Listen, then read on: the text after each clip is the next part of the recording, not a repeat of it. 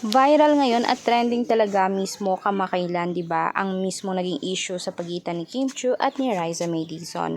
Ngayon naman may lumabas naman o may nag-splook naman na mismong isa ding pinagkakatiwalaan pagdating sa showbiz na si Kim Chiu umano ay nandiri once at makikita iyon mismo sa pagmumukha niya dahil nga naman nasiglap ito o di kaya nahalip ito ng camera kung saan nakita talaga na parang nandidiri siya kay Riza May.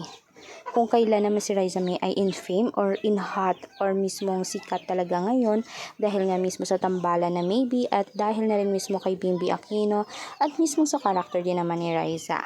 Marami ngayon ang kontra kay Kim. Ngayon parang binabalak na mismong pagtabunan ang mga pansin na patungkol kay Kim Chiu at kay Riza dahil tila parang isang mali lang ay nagba-viral agad si Kim dahil nga mismo ngayon super sikat talaga ang maybe kung sa mga fans dyan alam nila yon kung bakit naging sikat. Ganito talaga ang pagmumukha ni Kim, parang maasim, naaasiman kay Riza sapagkat ang ganda naman ni Riza ngayon. Nung bata siya ang cute-cute niya, agree ba kayo dito mga kanetosen? Mula noon hanggang ngayon si Riza ay hindi nagbabago.